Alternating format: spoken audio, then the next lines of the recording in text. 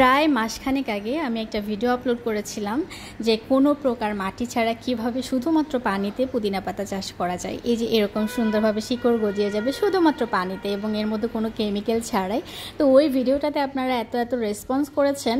তো আজকে আমি এই যে বিলেতি ধনে পাতা দিয়ে ওই একই প্রসেসে জিনিসটা ট্রাই করে দেখব যে শুধুমাত্র পানিতে বিলেতি ধনে পাতা গ্রো করে কিনা। এটা মাটিতে কিন্তু এভাবে পুঁতে দিলে খুব সুন্দরভাবে বড় বড় গাছ হয়ে যাবে এই গোড়ার অংশটা, কিন্তু শুধুমাত্র পানিতে রেখে এই জিনিসটা গ্রো করে কিনা সেটা আমি একটু টেস্ট করে দেখব।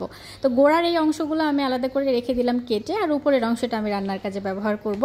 এখন একটা ঢাকনাওয়ালা বক্স নিয়ে নিলাম, আবার ওই একই শোল্ডারিং আয়রন দিয়ে আমি এটাকে ছিদ্রগুলো বড় বড় করে দিচ্ছি, কারণ ওই যে বিলেতি ধনেপাতার গোড়ার অংশটা কিন্তু অনেক মোটা, যে কারণে ভেতরে যেন এটা পুরোপুরি ভালোভাবে বসে থাকতে পারে সেরকম করে আমি ছিদ্রগুলো করে নিলাম। আর ওই পুদিনা পাতার ছিদ্রগুলো কিন্তু এরকম ছিল না, একেবারে ছোট ছোট ছিল, মানে অবস্থা বুঝিয়ে ব্যবস্থা নেওয়া যেটাকে বলে আর কি।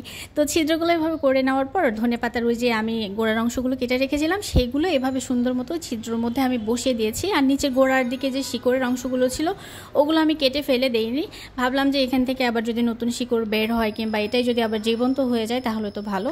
তো যে কারণে আমি শিকড়গুলো আর ছাঁটাইও করিনি। কর্নারের দিকে খেয়াল করেন কয়টা কিন্তু পুদিনা পাতার গাছও ছিল। আর এটা হচ্ছে 8 দিন পরের চিত্র। পুদিনা পাতাগুলো একদম তরতাজা হয়ে গেছে, আর ওই যে ধনে পাতার যে অংশগুলো একদম শুকনা বড় অংশ ছিল ওগুলো পচে পচে যাওয়া টাইপের হয়েছে, আর নতুন করে কিন্তু কিছু পাতা গজাইছে। আর এই যে শিকড়ের এখান থেকেও কিন্তু নতুন করে শিকড় গজাইছে, মানে এটা যদি আর কিছুদিন রাখি তাহলে আরও বড় হবে। এখানেও মোটামুটি 70% আমি সাকসেস হয়েছি। আর ওই যে দেখেন পুদিনা পাতা যেটার ভিডিও বানাইছিলাম সেটা কি সুন্দর বড় বড় গাছ হয়েছে। অনেকেই বলছেন যে এই গাছ তো থাকবে না, মরে যায়, দেখেন মরে গেছে কিনা। আমি তবে যেটা না বললেই নয়, পুদিনা পাতা যত সুন্দরভাবে পানিতে হয় তত সুন্দরভাবে কিন্তু বিলেতে ধনে পাতা হয় নাই, তবুও হয়েছে আর কি।